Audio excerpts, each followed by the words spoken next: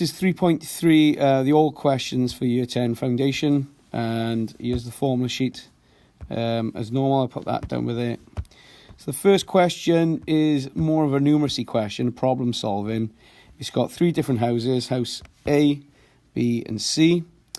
They all release different amounts of energy from the loft. You got from the windows, from different types of bricks here. And you've got a tick box exercise there for 3 marks. 3 marks suggests there's going to be 3 correct answers. So if I read through these, a single brick wall loses the least energy. Well, if you look at my calculations for house A, it loses the most energy there. So that's incorrect. House B loses the least energy per second. That's actually house C that loses the most energy per second, so that's incorrect. Then it says adding loft insulation reduces heat loss by 1,200 joules per second. And you can see if we take 400 from 1,600 there, that statement's correct. So I've put a tick in that box. Before house C had its cavity walls filled, it was losing 5,600 joules. Let's check that. So it's got 700 there, and it's got 3,400 there. So I would say that's correct as well. The most effective method of reducing energy loss is to install double glazing.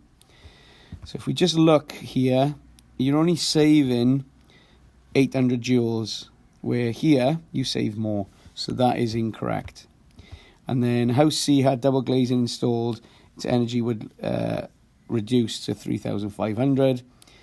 So if I look at house C now, it's got single glazing. If I was to put double glazing in, you would save another 800, so 4,300 minus 800. And that's going to give you that figure there then, which is correct. So that is that page, so I'll just pop that up there. Name the process by which heat is lost through the brick walls. Conduction through solids, and then through the ceiling and the roof space is going to be conduction through the ceiling. And through the roof space is going to be convection because it's air, it's fluid. Explain how loft insulation reduces heat loss through the roof of houses A and B. So I would say insulation is a poor conductor, which means it's a good insulator because it traps warm air pockets or pockets of warm air. Rate of heat loss by conduction through the ceiling then reduces because you got all that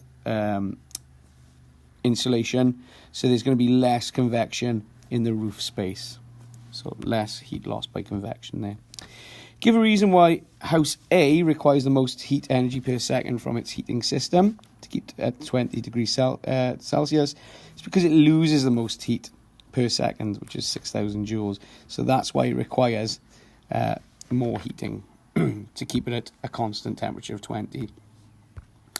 Then explain the advantages. So this a question pops up pretty much every paper, and usually on the energy ones, because you need to just realise that by saving energy, you are burning less fuel, which contributes less towards the carbon emissions, things like greenhouse effect and global warming. So it's a question they, by law, I think they've got to put in.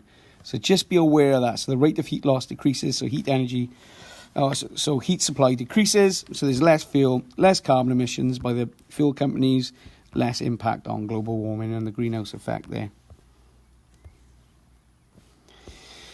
And again, you're going to get a lot of 6 markers on these energy questions. So pretty much the 6 markers on conduction, convection, radiation. Reflective, anything that's reflective is going to be to do with radiation because it's going to reflect back in. The fact that it's white as well. And then when you've got plastic's a good insulator. It's a bad conductor of heat via conduction. And then you've got this vacuum there between them. Well, if there's a vacuum, there's no particles. You can't have conduction via convection or conduction. So there is the 3 big points, and I've linked each one of these to, you can see the red is the refractive coating, 2 is the white plastic, and then the green then is the vacuum. I'm not going to read through that because it's been a long day, and you can hear me fumbling my words. So I'm just trying to get this up quick as I can. So you can press pause and have a look at that in your own time. The next question then, it says, a family fits double glazing into their house and it costs £4,000, but they save £80 a year. So this equation, payback time is not in your, no it's not. So you just got to remember the payback time one. And we did come up with a sort of mnemonic that, well, it was, I can't remember now, it was pork turnovers cause sickness. So if that helps you, but I've just always remembered like the big number on top here. So cost over your savings, and it comes out to be 50 years there. Suggest 2 reasons why the payback time may change. Well, the cost of a unit may change, which it will. It's definitely going to keep going up and up because the energy company's got us tied in there. And then the number of units may vary.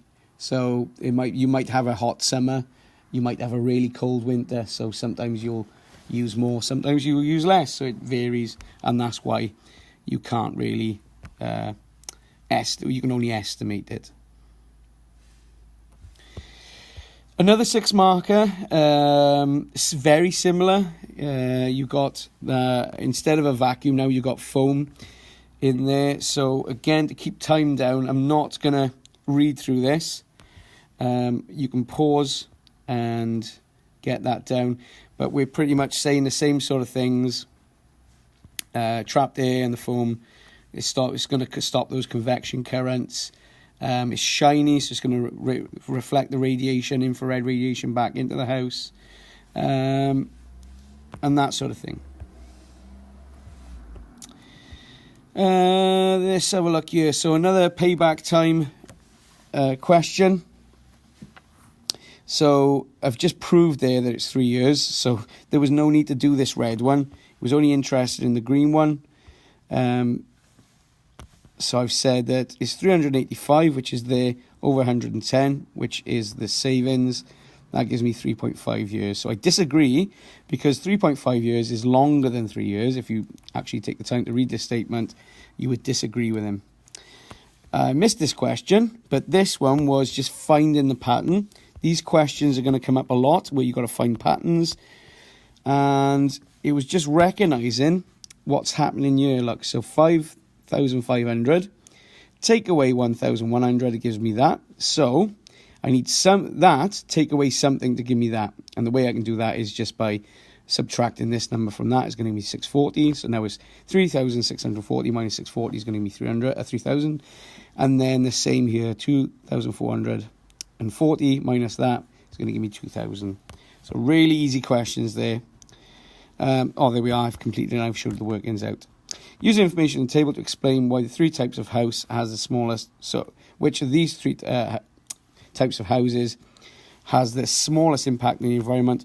Well, we're looking for the smallest carbon footprint. So it's going to be this one, which I think is a mid-terraced, which we've got there. So that's what I've said. It's a mid-terraced house because it's got the lowest carbon footprint, which is 2,000. So let's keep going. This one is a bit of a... you're not going to get anything like this on the higher paper. It just wants you to read the mass there. So the mass in grams. Write down the length of one side of the cube. 3, well, knowing that it's a cube, you're going to use length, width, height. So 3 times 3 times 3 is 27. And then we're going to use this equation, which you can also get from the front page. And it's this one. Where are you? Density equals mass over volume. So that Greek letter rho there, representing density. And I've done it anyway, put it in a triangle. And that's giving me 59.4 over 27, which is going to be 2.2. What's my units? It's going to be grams, because I've got grams here per centimetre cubed. So it's grams / centimetre cubed. If this was in meters, it would be meters cubed. If this was in kilograms, then it'd be kilograms per centimetre cubed.